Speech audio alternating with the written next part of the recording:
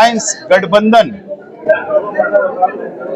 ये 15 दिन पहले हमने घोषणा की थी, ऐलान हुआ था, और मालेगांव सेकुलर फ्रंट हमने उसका नाम रखा। और आज वंचित बहुजन आघाड़ी जो बैरिस्टर प्रकाश अंबेडकर साहब के नेतृत्व में जो काम कर रही है, आज मालेगांव महानगर पालिका 2026 की निवडणूक में मालेगांव में वंचित बहुजन आघाड़ी, समाजवादी पार्टी और इस्लाम पार्टी का एक अलायंस हुआ है। और हम तीनों पार्टी मिलकर, हमारा सीट शेयरिंग अंतिम टप्पे पे चल रहा है और हम साथ में मिलकर ये निवडणूक लड़ने वाले हैं, ये इलेक्शन लड़ने वाले हैं। भाई, किसको कितनी जगह दी जाएगी?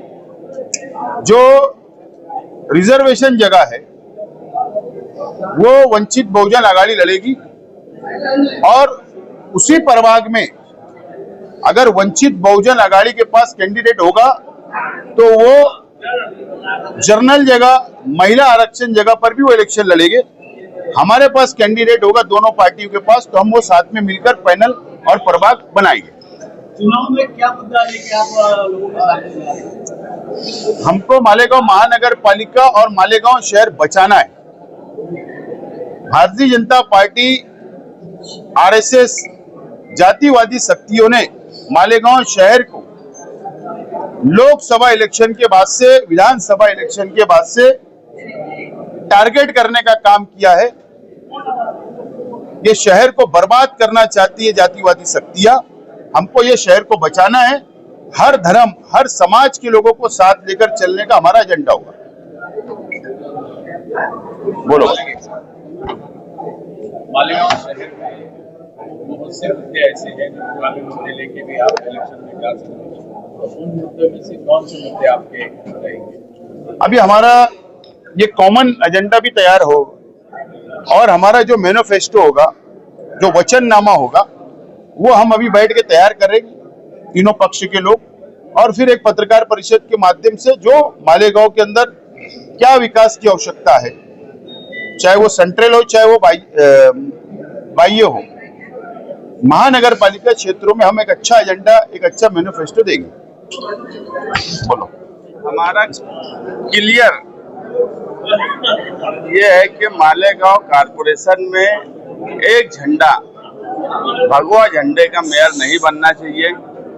सभी विचारधारा, उसमें ब्लू झंडा भी हो, हरा झंडा भी हो, लाल झंडा भी हो, तिरंगी सेकुलर लोगों का इक़्तिदार होना चाहिए। क्योंकि मालेगांव को बार बार सिर्फ इसलिए टारगेट किया जाता है कि यहाँ पर बड़ी मेजॉरिटी मुसलमानों की है, और कोई भी बीजेपी का आदमी कारपोरेशन में आके बैठ जाता और मामूली मामूली बातों को लेकर मालेगांव शहर की, यहाँ तक कि हमारे मालेगांव की औरतें, उन पे केस बना दिया जाता, उनको जेल में डाल दिया जाता। ये हमारे सामने बहुत बड़ा सवाल है। और आने वाला वक्त महाराष्ट्र में एसआईआर का है, तो हमको कहीं ना कहीं ये लगता है कि मालेगांव को एसआईआर के नाम से भी बहुत परेशान किया जाएगा, और मसले भी कारपोरेशन के में बनाए जाते और उसका हल भी कारपोरेशन में रहेगा। इसलिए हम ऐसी विचारधारा के साथ कारपोरेशन में जाना चाहते हैं कि किसी भी जात धर्म के लोगों को परेशानी ना हो। जब भी अलायंस होता है तो सबसे ज्यादा खींचातान सीटों को लेकर होता है। ये आप सब एक साथ हुए हैं सीटों के बंटवारे को? हमारा ऐसा है कि हमारा अलायंस विश्वास पर है।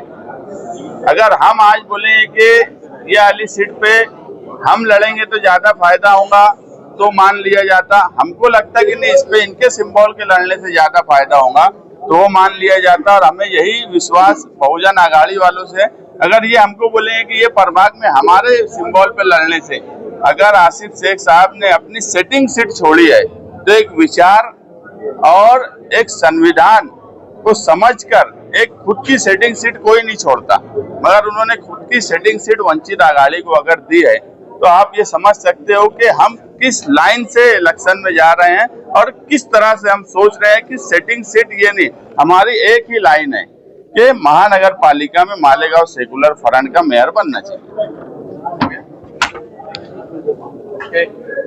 एकीकडे तर वंचितची जी बहुजन आघाडी प्रकाश आंबेडकर साहेबांनी काँग्रेस सोबत मुंबईला करता येईल त्या ठिकाणी तुम्ही इथे समाजवादी पार्टी आणि इस्लाम पार्टी सोबत का झाल्याचं निर्णय कारण स्पष्ट आहे, आमची आयडिओलॉजी एक आहे आणि शहरातील जे मुद्दे असतील किंवा जातीवादी शक्तींचा जो मुद्दा आहे, आमचा प्रायोरिटीचा अजेंडा आहे भाजप RSSला सत्तेपासून दूर ठेवणे.